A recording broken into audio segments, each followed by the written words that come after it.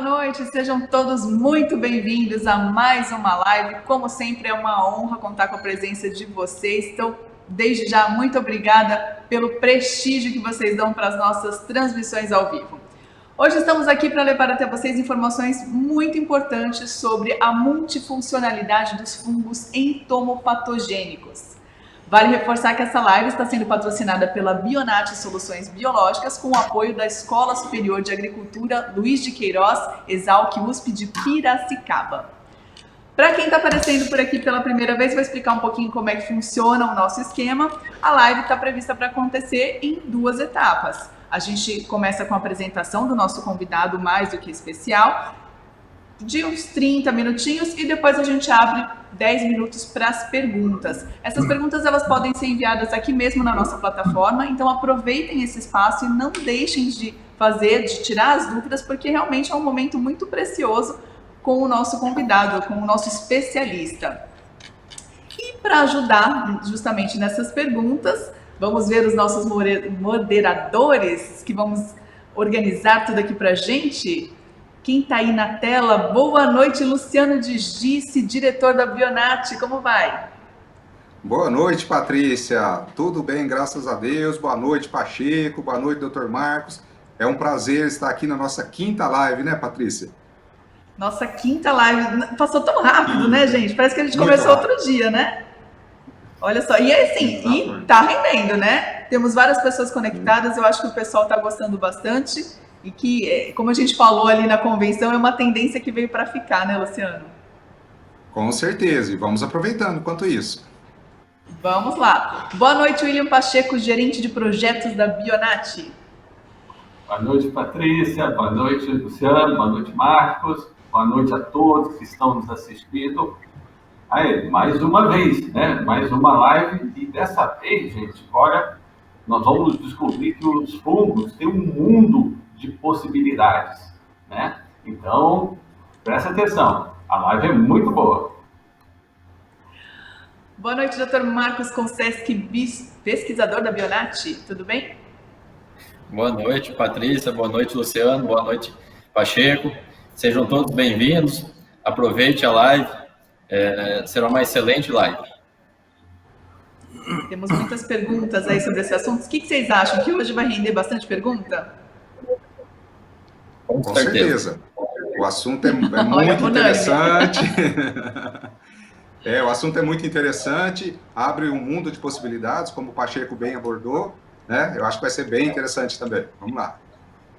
Que bacana. Então, reforçando, não esqueçam de tirar as dúvidas, mandar as perguntas aqui mesmo na nossa plataforma. É só escrever. Manda também o nome, se quiser mandar uma sugestão, um comentário sobre o conteúdo, também a gente aceita, a gente fica muito feliz de receber.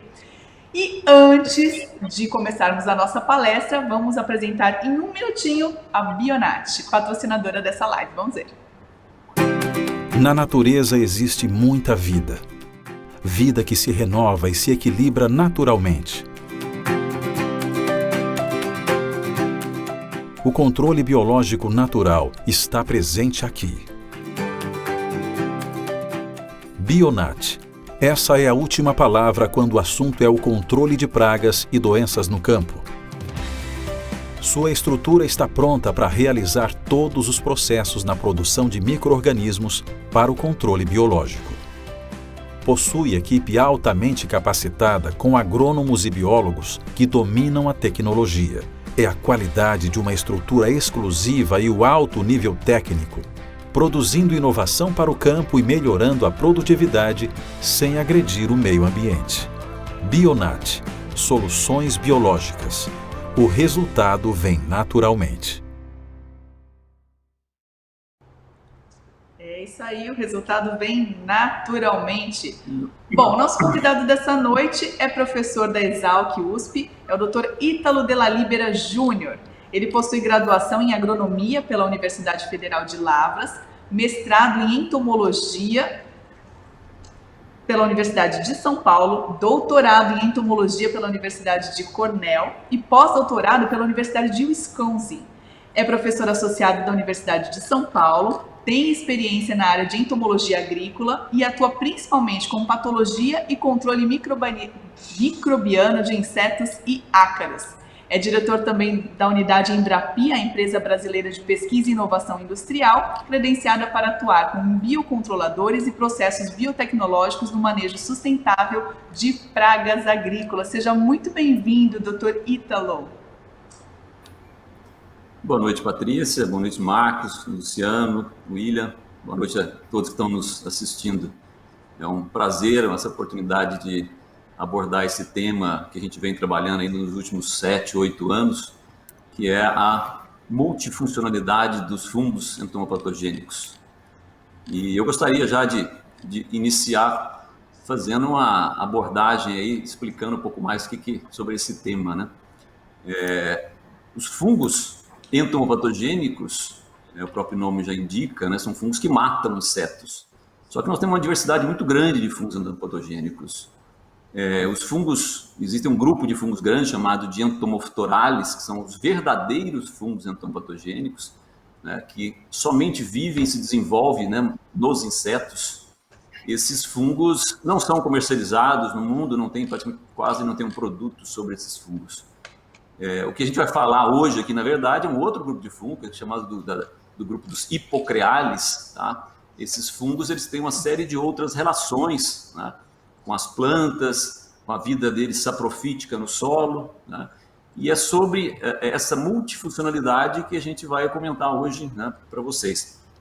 Esses fungos são usados para controlar pragas há mais de um século, mas o conhecimento sobre outras funções dele no ambiente é coisa muito mais recente, tá?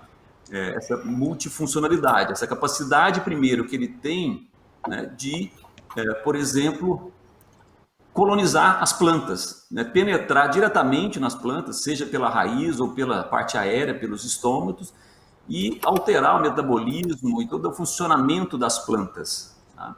Então,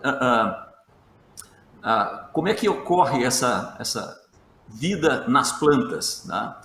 Onde é que eles se localizam, como eles penetram e por quanto tempo eles persistem, tá? Essa é a primeira parte que eu gostaria de falar, mas já sintetizando, a gente encontra fungos de forma endofítica vivendo dentro das plantas, tanto na parte aérea, né, nas folhas, no caule e nas raízes. Alguns vão ter uma maior associação com a parte das raízes, outros com a parte aérea, tá? Isso vai ter uma grande variação. A colonização ela pode estar limitada aos locais onde ocorreu essa penetração, né? Ou ele pode também crescer e desenvolver sistemicamente por todas as partes da planta, né? E podem persistir por longos períodos. Então, a gente tem visto que a colonização ela é maior no início, né? Quando a gente coloca esses fungos em contato com as plantas, há uma tendência de decréscimo, mas a gente tem visto prazos extremamente longos dessa duração, né, dessa associação. Eu vou mostrar alguns dados de nosso laboratório aqui, né, sobre essa capacidade de colonizar os tecidos da planta, começando aqui em tomateiro, né, por dois fungos que são do gênero Metarrhizium, né, o Metarrhizium roberto e o Metarrhizium humbri, e aqui mostrando, né, na parte de baixo dessa figura, essas barras aqui, né, em duas cores, né, verde é para uma espécie, né, a cor amarronzada é outra espécie, mostrando que nas raízes, que é a parte de baixo, nós temos uma grande porcentagem, a maior parte, quase 100% das raízes, após mesmo 30 dias, né, nós temos 10, 15, 30 dias, após essa planta ter sido germinada, crescida, os fungos estavam dentro das raízes da planta. Já na parte do caule, da parte das folhas, que é a parte mais de cima, a gente vê uma proporção menor, né? E há uma tendência de queda também de 10 para 30 dias. Então, essa colonização ela é muito mais persistente nas raízes para esse fungo. Nós vamos ver que, por exemplo, Bovéria é um caso oposto, né? Permanece muito mais na parte das folhas, na parte aérea. Mas, independente disso, a gente tem visto alguns resultados interessantes, mesmo na ausência de uma colonização, tá? A presença deles na vida ali próxima à raiz da planta, já induzindo alguma alteração, né, no estilo de vida das plantas. Aqui um outro dado, já em eucalipto, né? Plantas que foram inoculadas e depois de 90 dias que a gente inoculou esses fungos, aqui também são dois fungos do gênero Metarrhizium, a gente percebe que na raiz, essas barras aqui chegam a quase 100%, quase a totalidade das raízes com a presença do fungo vivendo internamente das raízes. E valores um pouco menores aí também para caule, você vê que à medida que vai chegando mais na parte aérea, um valor menor. Então, mostrando uma persistência aí por até 90 dias. Nós temos já resultados em várias outras culturas, né? Por exemplo, morango, a gente conseguiu ver que depois de um ano após inocular as plantas, a maioria do que encontrava colonizando dentro da planta, vivendo dentro da planta, era o isolado que a gente havia inoculado, isso usando técnicas moleculares de microsatélite para realmente determinar qual era aqueles organismos que estavam ali dentro colonizando. Então, isso remota a uma possibilidade, né, de a gente poder colocar, né, artificialmente, né, esses fungos dentro das plantas. Como é que a gente pode fazer isso? Desde uma aplicação foliar, né, por exemplo, Bovéria é um fungo que penetra, Isaria, que hoje é chamado de Cordyceps, né, o gênero de um outro gênero de fungo, penetra através dos estômatos, né, que é a abertura das plantas para a respiração. Já outros penetram ativamente pela raiz, né? Então, isso dá a possibilidade de a gente fazer uma inoculação tanto na parte aérea quanto nas raízes, seja por inoculação através do soil drench, que é jogar uma suspensão, né, na planta já crescida, né, ou também a imersão das sementes ou tecidos vegetais, por exemplo, é o que a gente faz quando a gente planta mudas. A gente planta morango, planta algumas culturas que a gente planta através de muda, a gente inocula no momento do plantio, tá? E também uma possibilidade aí da gente fazer o tratamento de semente, né? Hoje, tão preconizado, tratamento industrial de semente, essa planta vai germinar, né? O fungo vai estar já ali pronto para também, ao crescer, germinar, ele penetrar dentro das raízes dessa planta e auxiliar a planta numa série de coisas, tá? Então, é uma relação bem, assim, persistente, que nós comentamos, e uma relação que ela vai depender da espécie de fungo, do isolado de fungo. Há uma tendência de uma maior capacidade de colonização quando a inoculação é feita nas raízes do que na parte aérea, tá? E isso tem mostrado que as aplicações de suco, ela traz uns efeitos mais benéficos, embora que esses fungos cresçam junto com as raízes das plantas também, diferentemente de outros organismos, como bactérias, que têm talvez uma limitação maior de crescimento. O próximo assunto que eu gostaria de abordar é o que eles, então, fazem nas plantas, né? Qual alguns benefícios que esses fungos entomatogênicos poderiam, então, estar provendo para as plantas. Eu começaria falando, né, logo após, né, a inoculação, especialmente em sementes, a gente tem percebido, né, alguns casos, uma maior germinação de sementes.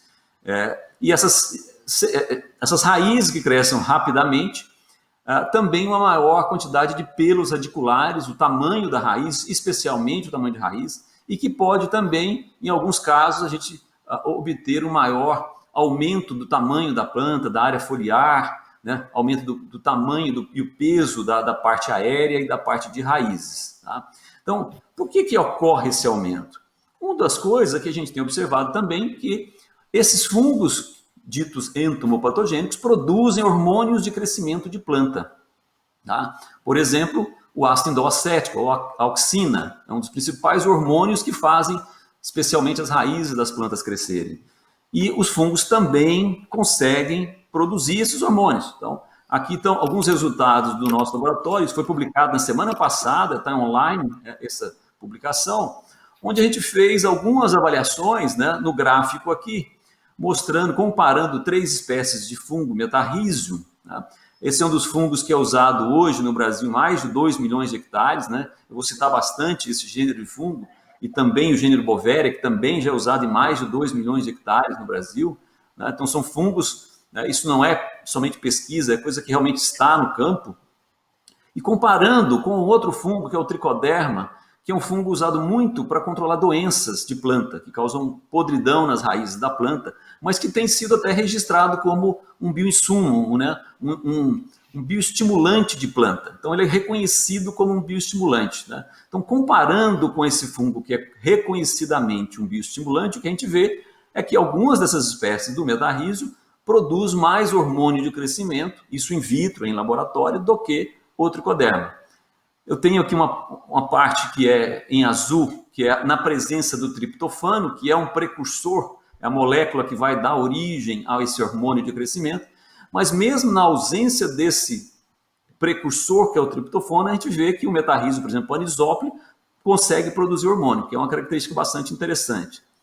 Na figura da direita, onde a gente tem essas raízes aí com 10 e 30 dias, isso foi feito com raízes de uma planta que é um tomate, é um microtom que a gente chama, é um tomate que ele é um tomate transgênico, porque ele tem uma transformação que na presença desse hormônio de crescimento a raiz fica azulada.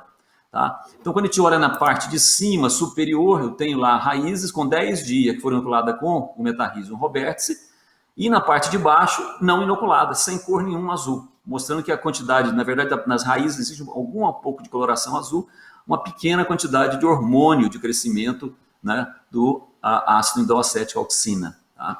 Quando a gente olha com 30 dias, né, já naquele mesmo, na raiz de cima, uma parte azulada bastante intensa, né, na parte de baixo, a não inoculada, com a quantidade pequena de coloração azul, indicando a baixa produção do hormônio de crescimento. E isso talvez explique esse crescimento mais rápido das plantas que foram inoculadas com esses fungos, né, Metarrhizium. Outras, como a planta tem mais hormônio, a tendência é a raiz crescer mais rápido, e esse estudo aqui, ele mostrou, né, com 2 dias, a gente olha em cima ali, na parte de cima, né, a raiz com uns pelos radiculares, que isso é a parte mais importante na absorção dos nutrientes para a planta crescer. Tá? E na parte de baixo, com 2 dias, praticamente nenhum pelo radicular. Com 5 dias, já uma grande quantidade, né, na parte de cima, onde inoculou o Metarrhizium, já na parte de baixo, começando a haver algum crescimento, então retardo do crescimento. Então, provavelmente esse hormônio, né, a auxina, que está favorecendo o rápido crescimento desses pelos radiculares da própria planta. Né? A parte colorida em verde é uma microscopia de fluorescência, onde o fungo colore verde, né, na parte de cima. Então, mostra que ele está colonizando a parte externamente da planta, tendo uma função praticamente igual a micorriza, que é auxiliar na absorção dos nutrientes da planta. Tá? Isso é uma característica muito importante para o crescimento. E o que gera na planta? Além de aumentar a raiz, então a gente espera crescimento maior. Mostrando aqui alguns resultados, né? Esse gráfico, o que a gente fez aqui foi pegar gemas de cana-de-açúcar, né, que é plantada com a gema, essa gema para gerar as mudas, no caso aqui muda pré-brotada, que é chamada, e a gente, com um número fixo de gemas, né, a gente avaliou depois de um período quantas estavam germinadas e quantas não germinadas. Então isso aqui, essas colunas aqui, essas barras, são a somatória de tudo que germinou. Então a barra, por exemplo, da primeiro do lado esquerdo, é onde aplicamos um controle químico usado na usina normalmente, com um micronutriente. Já no totalmente à direita, que está marcado aqui em vermelho, é o controle aplicando só água. E todos os tratamentos do meio são 3 espécies de um fungo entomopatogênico do gênero Metarrhizium. E o que chama mais atenção é essa parte branca dessas barras, que é onde está as gemas brotadas e enfolhadas. Significa que essas gemas, além de elas já ter germinado, elas já estão produzindo folhas, mostrando que o estágio mais avançado de germinação, tá? Comparado, por exemplo, com o controle de não aplicou. Isso é levado para campo, então a gente espera que também essas plantas, primeiro, tendo um sistema radicular maior, ela possa ter mais benefícios de absorção de nutrientes e de umidade, de água para a planta. Né? Aqui já um outro estudo que foi feito com o tomateiro, né, também inoculando o Metarrhizium, né, logo no início do plantio do tomate, e a gente avaliou, né, lá na parte de baixo, por exemplo, o peso das raízes. Né, com 10 dias, e aí eu tenho 2 fungos, né, em azul está o controle, e do lado direito, 2 cores, aí 2 espécies de fungos, Metarrhizium rhamber e Metarrhizium robertsii. Já mostrando as diferentes letras ali, mostra diferenças estatisticamente significativas, mostrando que as raízes eram maiores nas plantas inoculadas com fungo do que o controle, e isso se manteve depois de 15 e 30 dias. E isso reflete também, em parte, do maior crescimento da parte aérea. Tá? Também mostrando os valores ali em cima, são valores já mostrando diferença significativa para o crescimento da parte aérea. Tá?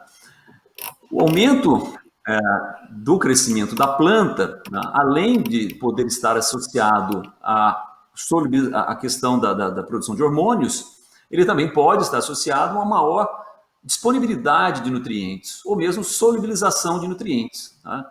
Então, nós temos, no caso, a planta, em geral, as plantas absorvem o CO2 do ar, produzem os fotoassimilados, que basicamente são carboidratos, e a gente sabe que uma boa parte desses carboidratos são jogados na raiz, para fora das raízes, como um exudato, né? Então a gente chama de exudatos radiculares.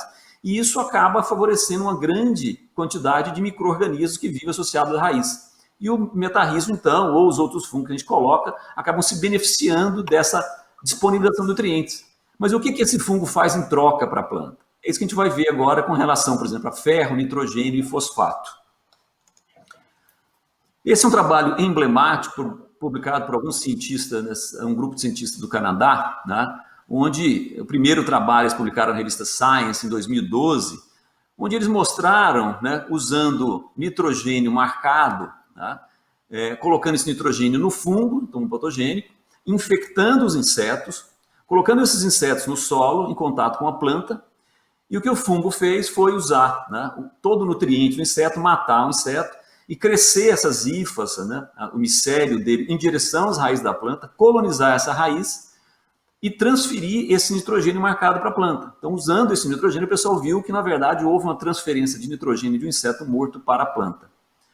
Mais recentemente, né, em 2017, esse mesmo grupo publicou um trabalho mostrando que, por outro lado, né, usando um isótopo de carbono, carbono 13, né, eles viram que a planta absorvendo esses fotoassimilados, eles passavam isso e eles encontravam depois no próprio fungo. Então, realmente caracteriza-se isso como uma relação mutualística, simbiótica, onde os dois estão sendo beneficiados com essa interação. Tá? A planta liberando compostos solúveis, como frutose, glicose e sacarose, né, e obtendo o nitrogênio aí que vem. O quanto isso ocorre no ambiente é difícil a gente medir, tá? Mas foi um trabalho bastante emblemático e vale a pena a gente comentar. O que a gente vai mostrar agora é um trabalho do nosso laboratório, também publicado recentemente, onde a gente avaliou a capacidade de alguns desses fungos em solubilizar algumas fontes de fósforo, tá? De ferro e a produção de alguns compostos, né? Como as quitinases, que são proteínas que degradam a quitina. Tá? Então, falando em fósforo, né, o fósforo é um nutriente extremamente importante para as plantas crescerem. E o fósforo, muito do fósforo que existe no solo, ou ele está na forma orgânica, ou mesmo na forma inorgânica não assimilável, tá? Não disponível, não solúvel para a planta. E muito do que é disponibilizado é feito por micro-organismos. Então, a gente, né, testou se esses fungos aqui, o metarrhizo fazia isso. No caso do ferro também, é extremamente importante. O ferro ele participa de várias vias metabólicas das plantas. E a quitina ela faz parte tanto da composição de alguns fungos, e tem fungos que causam doença em plantas, são fungos fitopatogênicos, né, como também de insetos e de nematóide. Né? Ovo de nematóide tem quitina. Nematóide é uma praga importante das culturas. Então, ao entender essa produção desses compostos, a gente pode também auxiliar no entendimento das relações que a gente está observando, né, que estão acontecendo nas plantas. Então, a gente comparou aqui, né, 3 espécies também aqui de metarrhizium e comparando com o tricoderma, que a gente já tem esse efeito reconhecido, usado para controlar doenças. Tem tricoderma hoje registrado como nematicida para controlar nematóides. Né? Falei, vamos comparar esses fungos que a gente está trabalhando com esses fungos, né, com o tricoderma aqui no caso, que é usado comercialmente. O que a gente observa? No caso das fosfatases, nós temos aí com 2 isolados, por exemplo, primeiros de metarrhizium, com alta produção de fosfatase, muito superior a um outro fungo aqui, que é o Robertsi, e ao próprio Tricoderma hertziano. Quando a gente olha em fitases, que é um outro tipo de molécula, vai ser de enzima para degradar outro tipo de molécula à base de fósforo, nós temos que ter uma alta produção das 3 espécies, e praticamente o Tricoderma não produziu essa enzima. Já na parte de siderófilos, que vai aumentar a absorção de ferro para a planta, tá, e vai ter uma série de outros efeitos, praticamente o tricoderma também não produziu nada e os 3 metarrhizium produzindo aí níveis de siderófilos. A única coisa que o tricoderma foi superior foi nas quitinases. Então, esse efeito talvez nematicida e efeito em outros fungos fitopatogênicos possa ser explicado, no caso, por isso aqui. Tá? Mas, então a gente vê que isso varia em função das espécies, varia em função dos strains usados, E isso abre uma margem de opções extremamente grande para a gente poder utilizar e prospectar diferentes micro-organismos para diferentes fins, né? A gente pode ter um produto que tem uma série de finalidades ou vários isolados que vão ter diferentes finalidades nas plantas. A gente já conhece mais de 250 espécies de tricoderma. Metarrhizo tem sido descrito num grande número de espécies. Essa espécie Metarrhizo rambri, nós escrevemos ela o ano passado, né, com outros grupos aqui no Brasil. Temos novas espécies também para ser descrita e ser utilizada. Então, abre um potencial extremamente grande da gente explorar esses organismos. Uma outra ação desses micro-organismos é na parte do controle de doenças de plantas, tá? Os fitopatógenos, né? Como é que esses fungos que são entomopatogênicos poderiam antagonizar ou controlar os fungos fitopatogênicos? Produzindo alguns metabólitos que vão afetar diretamente, compostos que vão ter efeito deletério sobre os fitopatógenos. Ou a competição por sítio, por espaço. Existe uma coisa que chama quorum sensing, né? Que é aquele organismo que domina, que cresce no local, muitas vezes os outros organismos não conseguem chegar ali porque detecta que aquele é um local que já está sendo invadido e colonizado. Isso pode resultar em quê? Redução no sintoma de doença das plantas e, o que talvez seja o mais importante aqui, indução do sistema de defesa, né? As plantas também se defendem, tá? Elas se defendem no que a gente chama de resistência induzida sistêmica, por exemplo. Do jeito que nós, né, humanos, temos compostos de defesa, produzimos células de defesa, né, como nossas células de defesa, glóbulos brancos, por exemplo, que ajudam na defesa, as plantas têm, mas não, elas não produzem os mesmos compostos, elas vão produzir compostos que vão antagonizar esses organismos, né? Então é isso, né? Vamos ver o que esses organismos entomopatogênicos fazem. Isso aqui é um detalhe mostrando nas duas placas de cima, né? Por exemplo, do lado esquerdo nós temos lá uma colônia que é de um metarrhizo e ao seu lado direito, tomando toda a placa, um fungo que causa uma podridão nas raízes de planta, que é o Sclerotinia sclerotiorum, tá? Quando eu coloco os dois juntos, se percebe um halo de inibição, significa que esse fungo que causa doença em planta cresce muito rápido, mas chega um ponto que ele para de crescer, tá? Mesma coisa do lado direito, aqui para Rhizoctonia solane, que é um outro fungo também que causa doença nas raízes das plantas, aqui doença importante em soja. Isso foi feito in vitro, em laboratório, tá? A gente já fez isso também fazendo screening, selecionando aqueles que têm o maior potencial de antagonismo, de inibição desse crescimento. Nesse caso aqui, são detalhes para Fusarium, é um outro fungo que causa a podridão vermelha na cana-de-açúcar. Também testando aqui em placas, todos esses desenhos embaixo aqui, uma placa onde você tem de um lado direito um fusário que causa doença, do lado esquerdo, desculpa, ao contrário, do lado esquerdo o entomopatógeno, do lado direito o fungo fitopatogênico. Em alguns casos aí você vê um grande halo entre um e outro, mostrando que esse fungo entomopatogênico está produzindo alguns compostos que não permitem mais o crescimento daquela doença. Então a gente espera que isso ocorra no campo, tá? Esse já é um dado de campo, né? Nós fizemos uma aplicação em morangueiro e avaliamos durante um ano todo pragas, doenças, né, em áreas comerciais, aí, canteiros inteiros.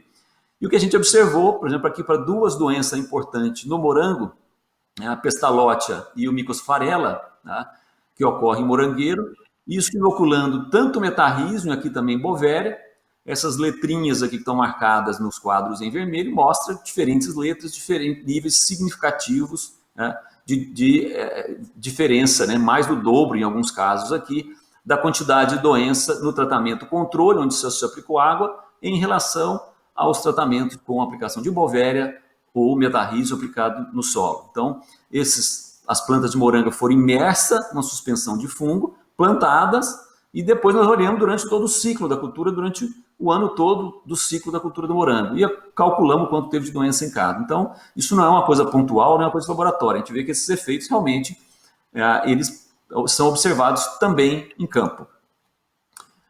A outra questão é, esses patógenos, entomopatógenos, eles são capazes de reduzir a quantidade de praga? A gente sabe muito bem que se a gente aplicar eles diretamente sobre os insetos, eles têm a capacidade de colonizar, penetrar e matar os insetos. Mas são eles capazes também, né, de, colocado na raiz, afetar um inseto que está na parte aérea, por exemplo? Isso a gente tem visto, né? Redução do consumo das folhas da planta, redução da reprodução, do crescimento populacional dos insetos e um aumento da mortalidade. Os insetos morrem mais em plantas inoculadas. Tem visto também alteração dos compostos voláteis que a planta produz, e talvez isso esteja relacionado a uma maior percepção, a capacidade dos insetos localizarem plantas que estão inoculadas e plantas não inoculadas. Existe também uma outra questão, que é esses fungos dentro da planta estão produzindo compostos, porque no inseto ele produz compostos tóxicos que matam insetos. Será que eles estariam produzindo isso na planta? Isso também já foi demonstrado, mas em níveis tão baixos que a gente acredita que talvez não tenha grandes efeitos. Nós não vamos falar sobre esse tema, mas vamos falar sobre os outros 3 temas colocados aqui. Então, esse é uma análise em plantas que foram inoculadas com Bovéria e com metarrísio, de plantas de feijoeiro. Tá? Essas plantas, depois que elas cresceram, nós colocamos uma população de ácaros, né, o ácaro rajado, que é uma praga que se alimenta de conteúdo celular das plantas, e fomos acompanhando do dia 1 até o dia 14 a densidade populacional desses ácaros. E o que a gente observa ao lado esquerdo, onde está escrito Triton, que é o nosso controle, né, onde não aplicamos nada, nós vemos um aumento bem mais rápido, né, uma quantidade de população maior do que onde aplicou, né, em amarelo Bovéria baciana, né, e nos outros 2 verdes aí, o metarrísio ou a combinação dos 2. A gente imaginava que combinando os 2 nós teríamos talvez um efeito sinergístico, somatório. A gente viu numericamente talvez um pouquinho menor, mas não estatisticamente significativo. Tá? Isso para uma praga que se alimenta de conteúdo celular. Agora mostrando pragas que se alimentam da folha da planta, que são mastigadores. Né? Aqui nós temos 2 pragas, né?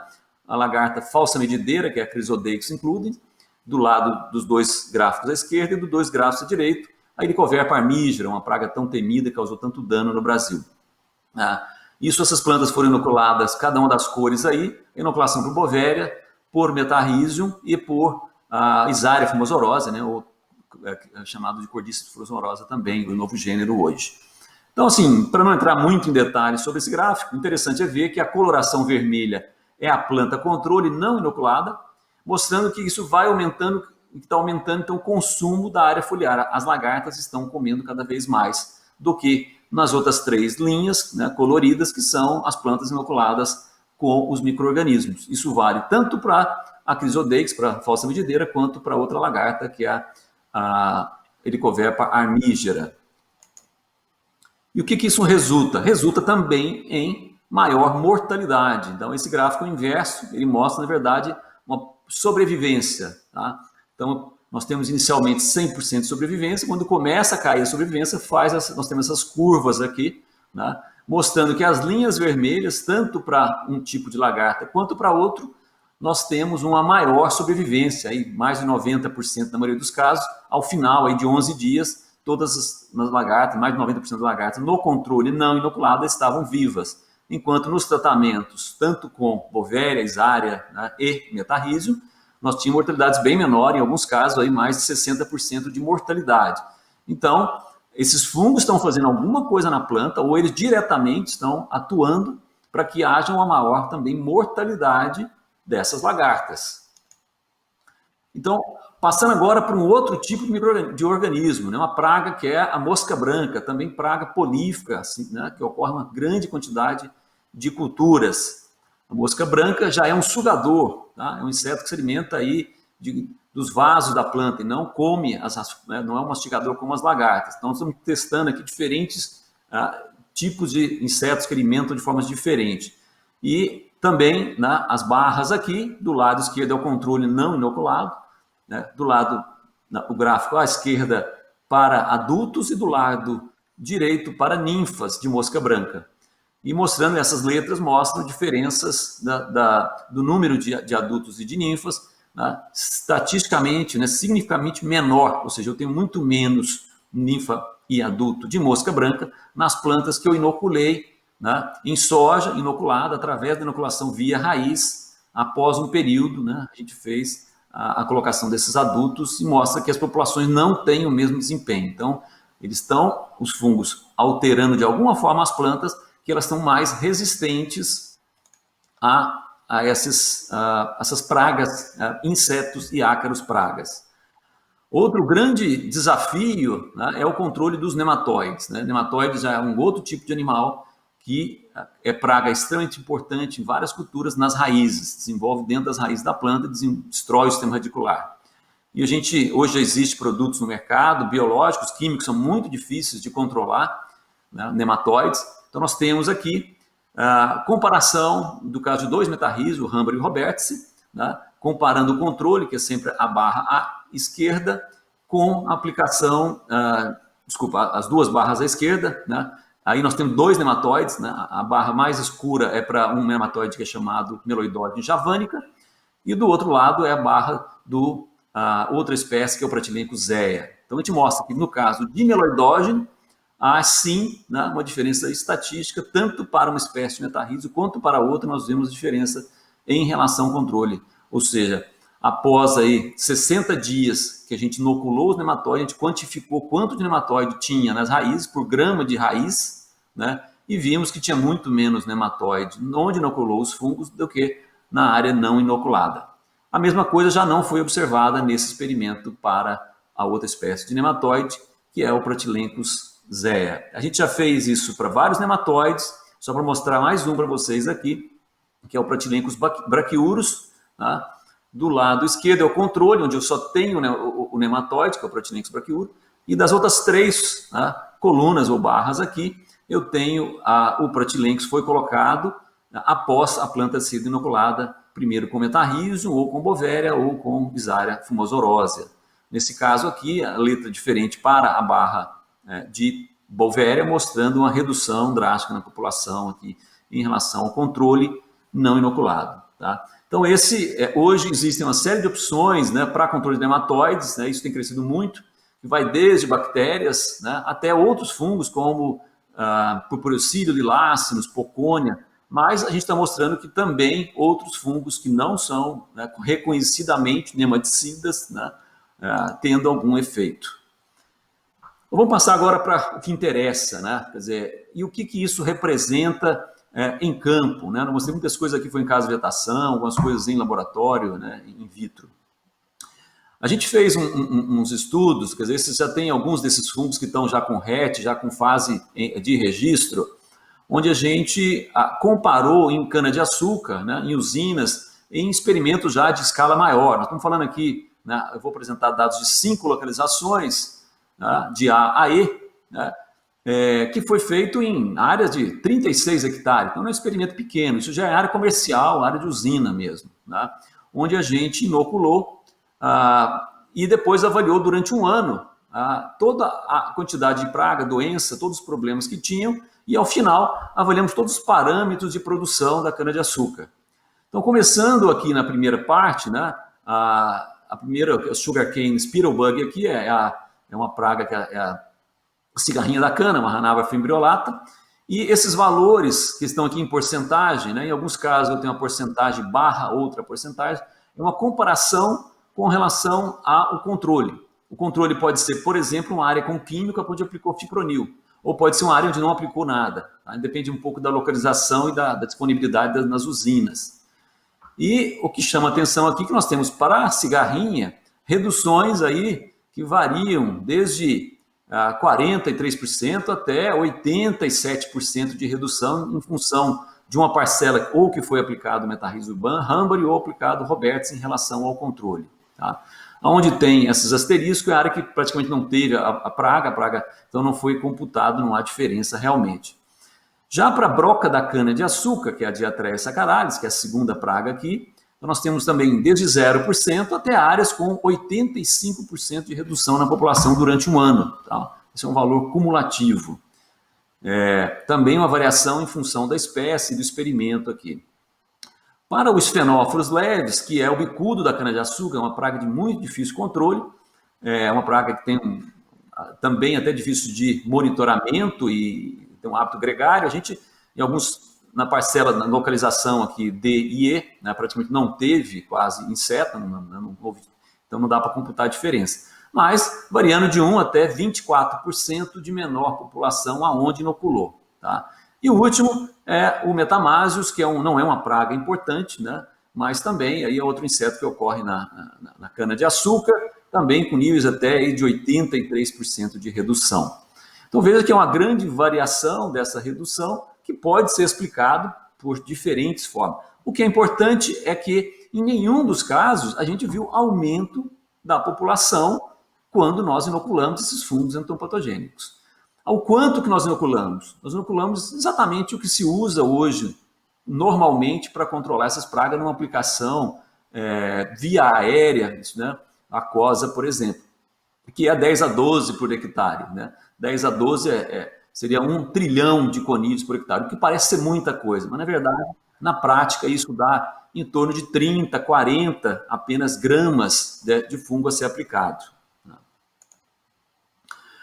O que interessa, então? Interessa a produção. Quanto que isso afeta na produção? Tá? É uma série de parâmetros que a gente avaliou, desde o açúcar ATR, né, que é recuperado total, toneladas de cana. O que interessa é a última parte marcada ali, que é o aumento, o increase, né, que é o lucro do produtor onde a gente aplicou, que variou aí de 0,6%, chegando aí a 22,9% em função da área. Então isso vai ter, claro, uma variação grande em função de quanto teve de praga, se houve, por exemplo, maior solubilização ou não, assim, é difícil a gente medir isso em cada área e por que ocorrem essas alterações. Então, em resumo, a gente mostrou que esses fungos têm capacidade de promover crescimento de planta, aumentar a disponibilização e solubilização de nutrientes, inibir alguns artrópodos pragas e inibir algumas doenças também, alguns fitopatógenos. Não falamos nada de estresse abiótico, não vai dar tempo de falar hoje aqui. Mas por que esses fungos fazem isso? E como eles fazem isso? Tá? Essa é a próxima parte que a gente vai comentar. A gente percebe que isso é um teste feito em olfatrômetro, onde eu tenho do lado esquerdo, tá, colunas, principalmente na parte de baixo, eu coloquei no olfatômetro, ou seja, a praga, né, no caso aqui a broca da cana, tem a opção de escolher uma planta que foi inoculada, né, que está escrito Metarrhizium, Robertsii ou Hambre, ou a parte à esquerda aqui, que é o controle não inoculado. E o que a gente observa é que a maioria dos insetos vão para as plantas que não estão inoculadas. Né? Interessante também que quando a gente compara com um fungo ou outro, ela prefere ir para uma planta que tem mais o Hambre do que o Robertsii. E na verdade o Robertsii tem talvez um efeito até maior. Então as plantas, no caso aqui, a broca, o adulto, ele já consegue reconhecer uma planta que está inoculada. Então provavelmente ela está liberando voláteis. E isso seria um dos mecanismos envolvidos. Tá?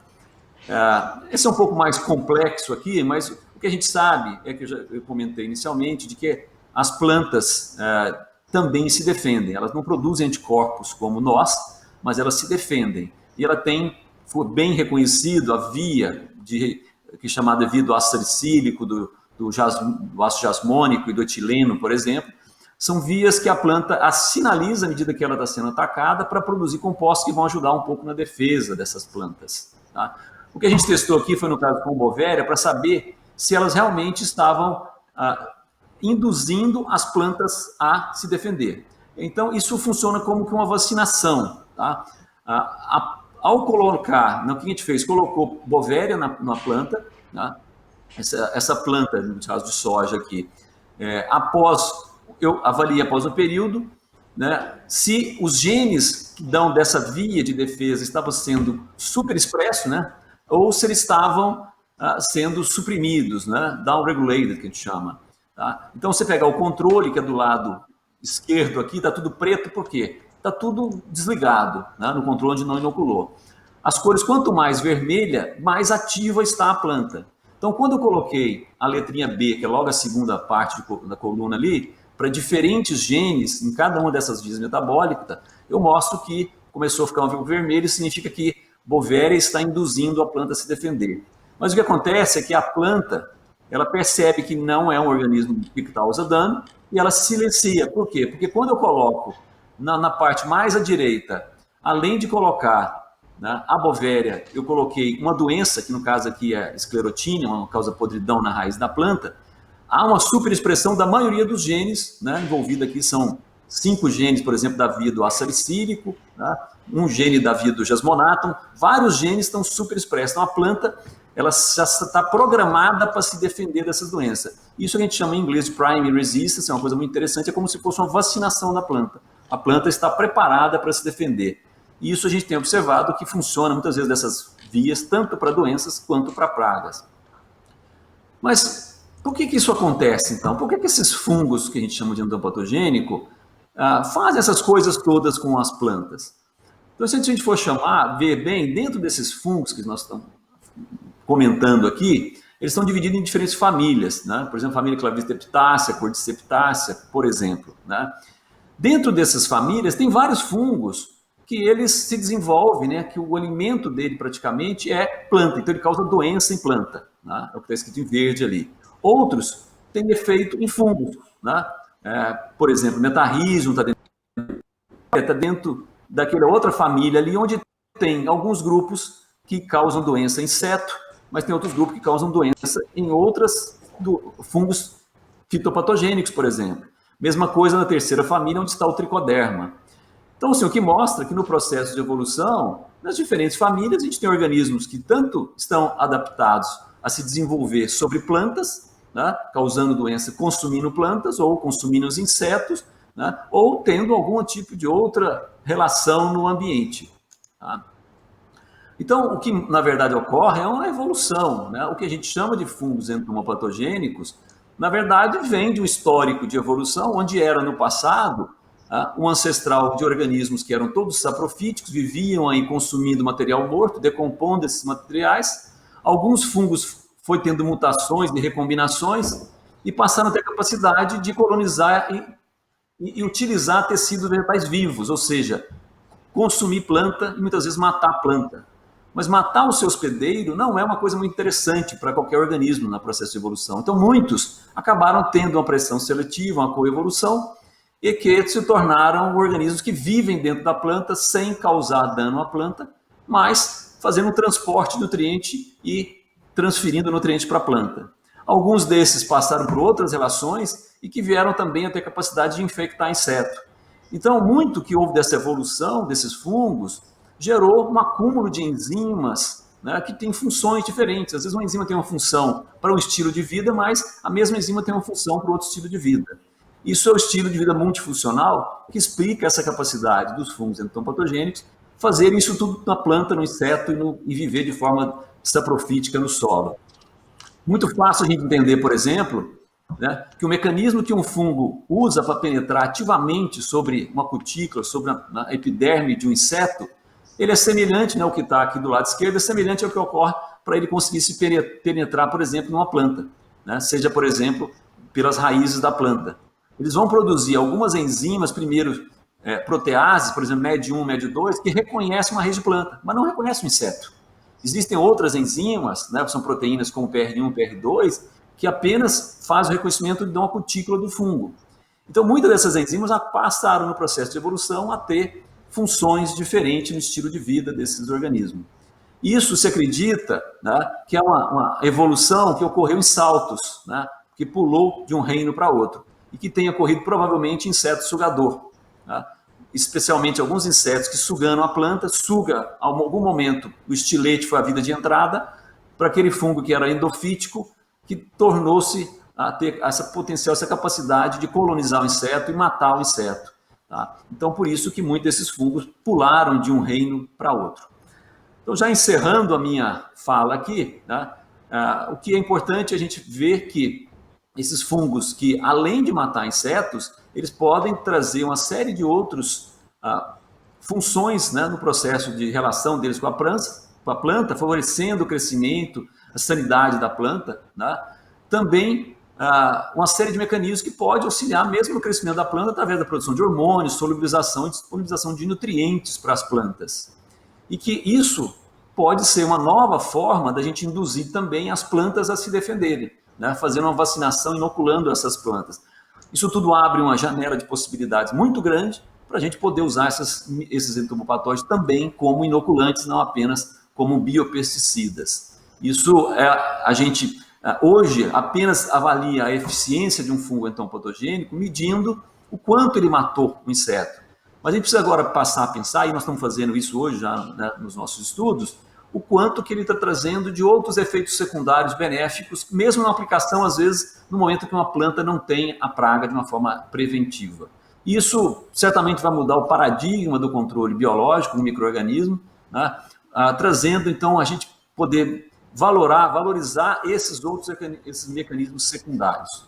Eu encerro a minha participação aqui e estou aberto para responder aí questionamentos que tenham surgido durante a minha apresentação. Obrigado. Muito obrigada, doutor Ítalo.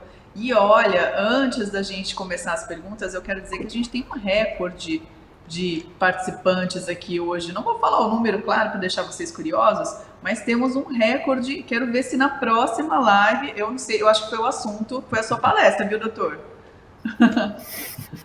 Foi um sucesso, um sucesso.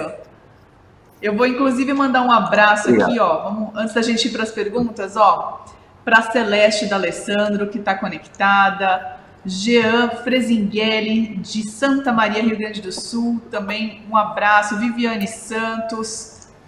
Temos uma presença VIP aqui, Antônio Carlos de Gice Júnior, o Gice, presidente da Kimberlite.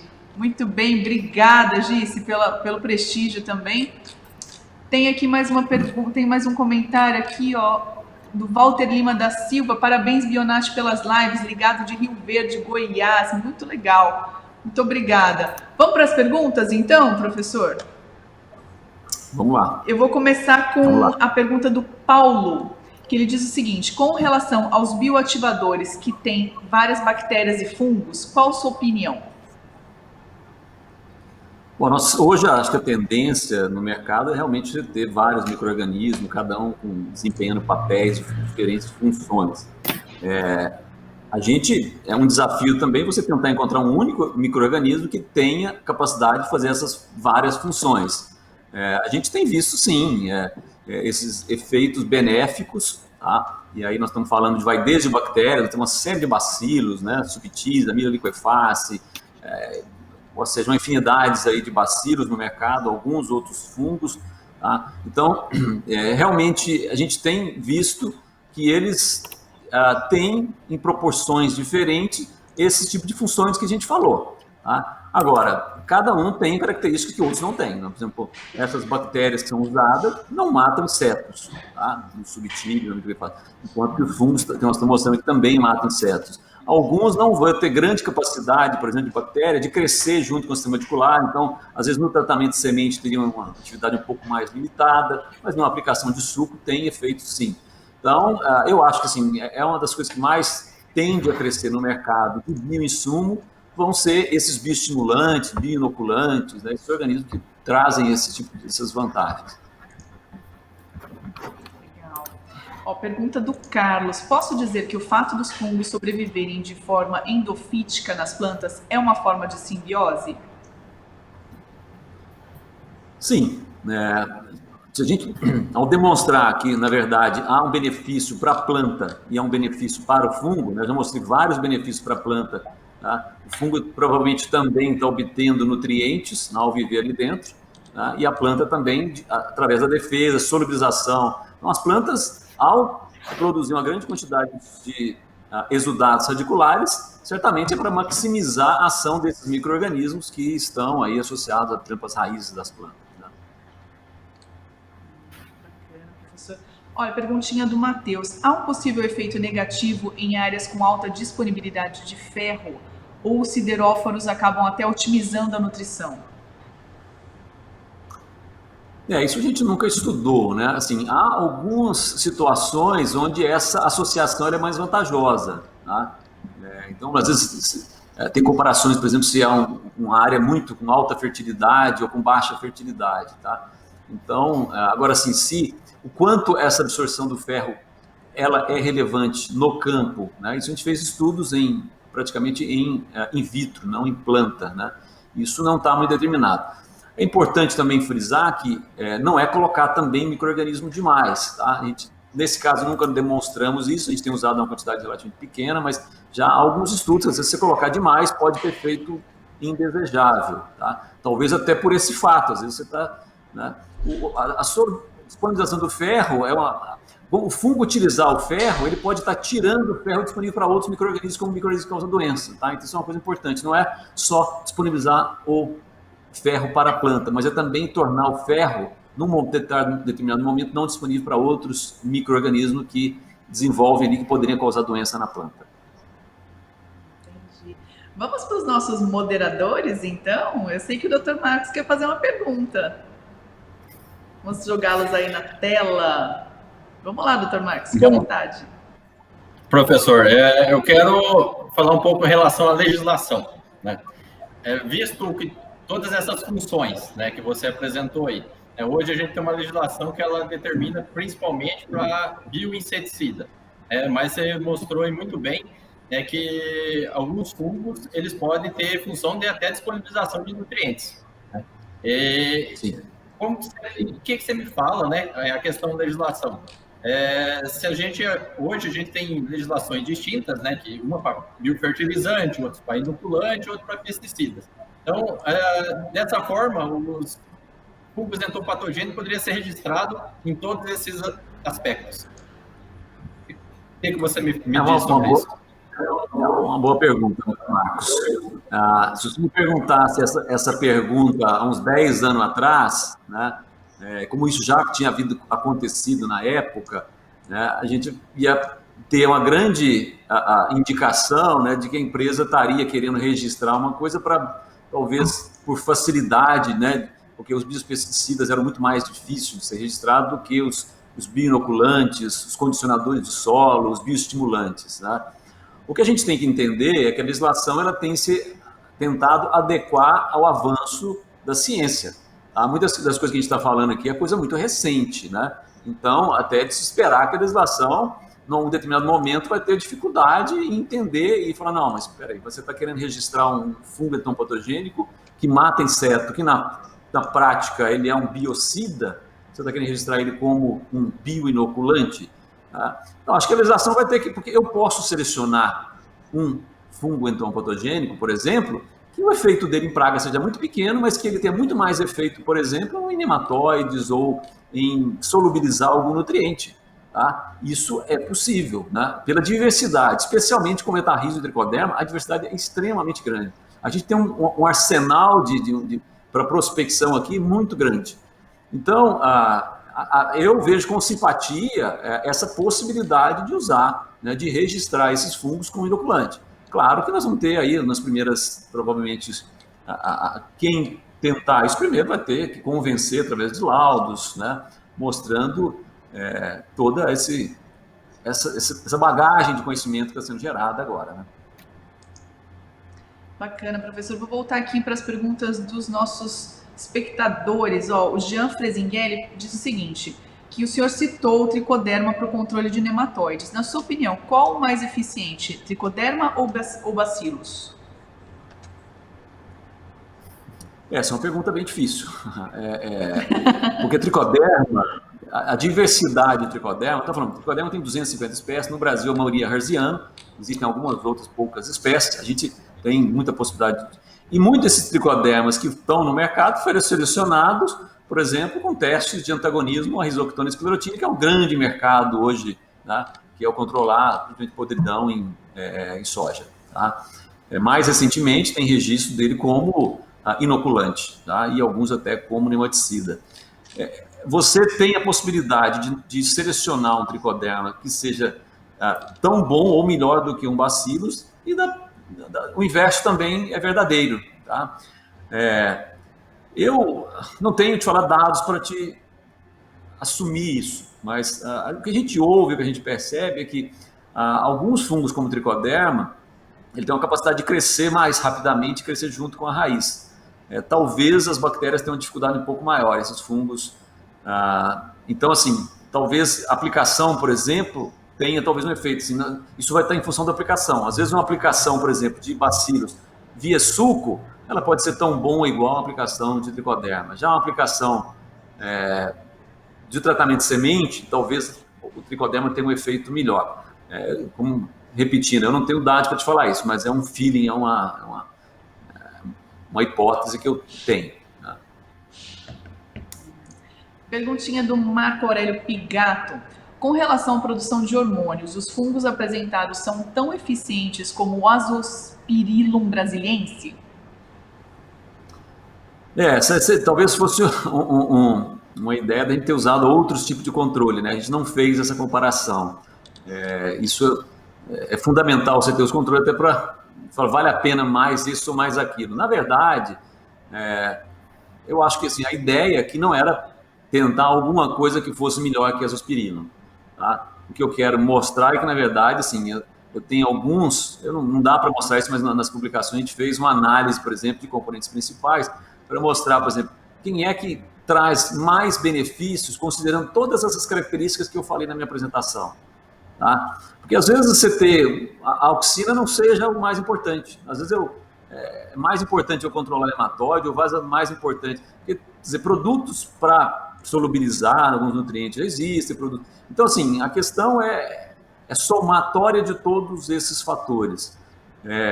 Não sei te responder se seria pior ou melhor do que os aspirilo, mas, novamente, isso não foi feito um screening só para a produção de ácido acético. Se a gente fizesse um screening pegando um grande número de isolados só para ver quem produz mais hormônio, talvez eu tenha alguma coisa melhor do que algumas azospirilos que estão no mercado. Essa também é uma hipótese que precisaria ser testada. Questão do Eric. Boa noite, professor. Excelente apresentação. Pensando no controle de mosca branca em soja ou feijão, poderíamos pensar em fazer uma aplicação de Bovéria baciana antes mesmo do ataque iminente dessa praga, pensando em um auxílio no controle populacional? Ou seja, antes mesmo de detectar a presença da mosca branca na área, sabendo que há áreas em que temos infestação todos os anos? É uma excelente pergunta. Acho que a gente sempre preconizou o uso dos produtos biológicos em função de análises de monitoramento, né, das pragas, no momento certo, onde você tem a maior chance de ter um controle que justifica monetariamente aquele investimento. Né? A praga, o custo de você aplicar um determinado fungo entomobatogênico, ele tem que compensar, né, o dano que aquela praga está causando. Isso é o nível de dano econômico, né, de aplicação. Para a gente assumir que aplicar, né, preventivamente compense, nós teríamos que fazer uma série de dados e valorar esses efeitos que eu coloquei. Né? Então, assim, se recomendar isso hoje, né, a gente vai começar a fazer esses estudos agora. Tá? A gente não tem esses dados para mostrar. Mas o que é importante é que se você aplicar no momento certo e controlar as pragas, com certeza, né, você vai ter algum tipo de efeito aí, de indução do sistema de defesa, algum tipo de efeito que possa ser somado àquele efeito da mortalidade. Tá? Então, para a gente preconizar o uso preventivo, a gente talvez tivesse que ter um pouco mais de dados, né, de valor econômico sobre essas aplicações. Então, essa é a minha opinião. Uma pergunta do Aleph. Ele diz o seguinte: Dr. Ítalo, diante do mencionado, podemos passar a pensar em aplicações preventivas de entomopatogênicos com foco na planta de modo a esperar mais do que apenas o biocontrole pelo mecanismo direto de ação sobre insetos? Acho que é mais ou menos que nem a outra pergunta, né? Estamos descobrindo que esses micro-organismos oferecem mais que o biocontrole? Tá, assim, só para complementar, quer dizer, é uma aplicação aérea, tá? É o que eu falei, a capacidade de colonizar via estômago, muitos desses também propágulos vão cair no solo, alguma coisa pode acontecer no solo ali, tá? Mas a gente espera talvez um efeito maior na parte aérea. Isso é talvez a coisa que a gente tem menos resultado, né?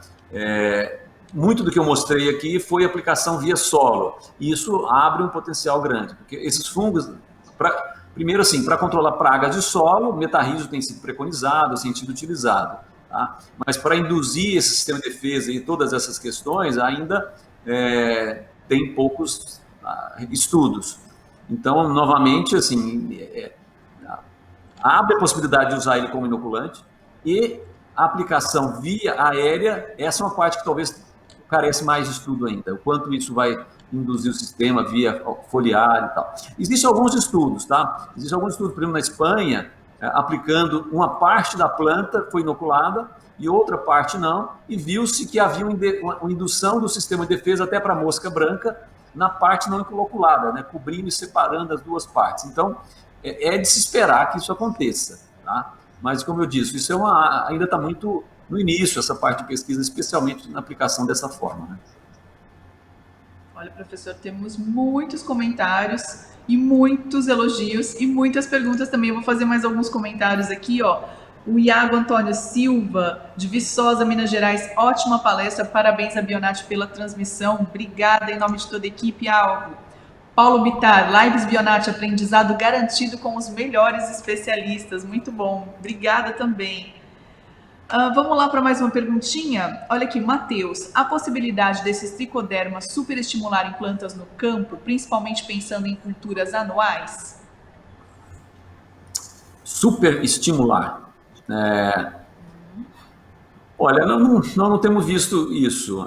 Que eu falei, às vezes a aplicação, existe alguns estudos mostrando que uma alta concentração pode realmente induzir respostas negativas, tá? Então, isso tem que ser feito preconizado, uma aplicação com base na necessidade que você tem para induzir o sistema ou algum efeito. Agora, também não há nenhum estudo mostrando, por exemplo, superestimulação que tenha algum efeito negativo, especialmente em valores que nós estamos utilizando e testando em campo, aí que eu falei aí, né, até 30, 40 gramas de fungo por hectare, por exemplo. Isso varia muito da cultura, a forma de aplicação, isso vai ter... A gente precisa muito... Para pensar em posicionamento do mercado, isso ainda tem uma série de estudos a serem feitos, tá? Tem mais uma pergunta do Marco Aurélio Pigato, que Marco, assim, me derrubou aqui com os termos dele, né? Mas vamos lá. A solubilização de fósforo e produção de sideróforos pelos fungos pode ser comparada com o Pseudomonas fluorescensis. É isso? Fluorescência. Pseudomonas fluorescens. Professor, me corrija, por favor. Essa é a questão, eu acho que eu respondi de outra forma essa questão mais à frente. A gente mais ou menos, né? fez algum comparativo, né, no caso, usando o tricoderma, assim, mais para entender, primeiro, se esses organismos produzem ou não produzem aqueles compostos. Agora, quantitativamente, em relação a outros que estão no mercado, isso a gente não fez. O que é importante, eu acho que frisar, é que é realmente impressionante que micro-organismos tão diversos, nós estamos falando de pseudomonas, estamos falando de bacilos, estamos falando de purpureocílio, todos esses organismos têm uma capacidade de fazer várias dessas coisas. Eles têm um arsenal de enzimas que muitas das vezes são usadas para uma funcionalidade ou outra, tá? O grande chave da questão agora é pensar, não, eu vou selecionar. A gente sempre pensou, não, eu sempre seleciono um azospirino para fixação de nitrogênio, eu sempre seleciono um tricoderma para matar um fitopatório. Hoje, a gente tem que enxergar que a gente pode selecionar um desses que tem o maior número de características desejáveis para contribuir para todas essas funções que a gente precisa colocar e proteger a planta e melhorar o crescimento da planta. Eu acho que o senhor também já comentou alguma coisa a esse respeito, mas eu vou fazer a pergunta mesmo assim, é da Helena Mendes. Boa noite, professor. Com relação ao micro-organismo Metarrhizium, existe algum entrave na produção massal das espécies Umberi e Robertsi, ou seguem o mesmo processo de produção do Anisopliae? O processo é o mesmo, tá? Essas espécies são produzidas normalmente em arroz, ou algum substrato, ou principalmente o que está no mercado hoje. Não há nenhuma dificuldade a mais. Alguns estranhos ou outros, às vezes produz mais ou menos, mas não há diferença. Existem novas espécies que estão sendo descritas, a diversidade de metarrhizium é impressionante, então é por isso que eu falo que a gente tem que prospectar. Só para ter uma ideia e complementar, nós temos um estudo aqui em cana-de-açúcar, a gente coletou de uma única área de usina, 300 isolados, e a gente encontrou 150 aplóticos diferentes. Significa que eram 150 metarrhizium diferentes. Então, assim como o tricoderma, o metarrhizium é um fungo de extrema variabilidade, tá? Diferente de Zaria e de outros fungos, são muito mais, a diversidade é muito menor. Então, abre uma possibilidade muito grande realmente de explorar esses organismos. Não há limitação para a produção, tá? Todos eles produzem da mesma forma. Vou aproveitar que o senhor tocou no assunto aí da cana-de-açúcar e fazer uma última pergunta, porque a gente já estourou o tempo, a gente tem um monte, viu, professor? Ficaram várias aqui, muita gente participou dessa vez. sinal que realmente a palestra foi super mega interessante. Mas eu vou fazer essa última aqui do Henrique Vieira, que ele diz o seguinte: o senhor tem resultados do uso de Bovéria no controle de esfenóforos leves em cana-de-açúcar? A gente participou meio que paralelamente a um projeto de controle que não teve resultado muito satisfatório. Assim, a nossa experiência é muito pequena de aplicação de Bovéria diretamente para esfenófilos. O que eu tenho a dizer é que esfenófilos, a gente tem selecionado até alguns desses metarríseos aqui, foram selecionados com capacidade até maior do que alguns Bovérias que a gente testou, tá? Para controlar esfenófilos. Então, o pessoal tem preconizado muito Bovéria, mas a gente tem visto que tem isolado de metarrísio melhor do que Bovéria. Esses insetos são susceptíveis, tá? Esfenóforos, como um coleóptero, e os coleópteros que a gente tem trabalhado aqui, como broca da bananeira, alguns como broca do café, são de difícil controle, a aplicação direta deles no fungo não resulta em grande quantidade de mortalidade. Esses insetos, eles têm muita contaminação secundária, ao caminhar no ambiente, eles acabam se contaminando. Então, a questão provavelmente da formulação e tecnologia de aplicação é o que vai fazer a diferença. Então, minha resposta é: os esfenófilos é suscetível, tá? Mas como atingir esfenófilos é um desafio, tá? Então, nós precisamos investir para esfenófilos, estudar um pouco mais a biologia para ter uma melhor formulação e tecnologia de aplicação. O que a gente faz hoje muito é pegar um produto, pedir extensão de registro para a praga XYZ, né? E matando a quantidade que matar é o suficiente para ou seja, há uma carência no mercado a gente fazer desenvolvimento mais direcionado para alguma praga XYZ, desde a seleção de isolado até uma formação apropriada, porque a gente já percebeu isso. Algumas pragas você tem que atingir o alvo, outras pragas você tem que atingir uma melhor cobertura da planta ou do ambiente para que a contaminação secundária seja relevante. Isso vai variar muito em função da praga. Professor, como eu disse, ficaram muitas perguntas que a gente vai encaminhar para o senhor por e-mail, para o pessoal não ficar sem resposta. Hoje eram tantas perguntas que os moderadores quase nem conseguiram participar, não é mesmo? É um bom sinal. É isso aí. Eu acho que é um bom sinal. Muitas. Mas eu quero agradecer mais uma vez a sua participação aqui na nossa live. Foi um prazer ter a sua presença. Muito obrigada mesmo pelas suas explicações. Bom, eu que agradeço a oportunidade, agradeço a todos aí, Luciano, William, Marcos, pela oportunidade também e pelo fato de ter tido essa grande aceitação. Acho que por ser um assunto também novo, acaba despertando bastante interesse. E vamos aguardar aí para surgimento de novas formas de utilização e pelo menos valorização desse efeito secundário dos fungos, né? Especialmente pensando nessas outras coisas que eles fazem que outros micro-organismos que estão no mercado não fazem, né? Obrigado. Uma boa noite. Muito obrigada, doutor Ítalo. Até a próxima. Muito boa noite, Luciano, professor. disse... Muito obrigado. Vai lá, Patrícia. Com você. Eu ia passar a bola para você mesmo. Então tá bom. Muito boa noite, professor. Muito obrigado aí do tempo, né? Despendido aí. Obrigado pela brilhante apresentação, né? Vamos juntos. Boa noite. Obrigada. William, quer fazer algum comentário final aí? Quero sim. Eu não falei que ia abrir um leque de possibilidades? Não menti não, né? Realmente é extraordinário as possibilidades que os fundos nos trazem, né? Então, já que vocês gostaram dessa live, vocês vão gostar das próximas. Está cada dia melhor. Boa noite, professor. Muito obrigado. Boa noite a todos pela presença.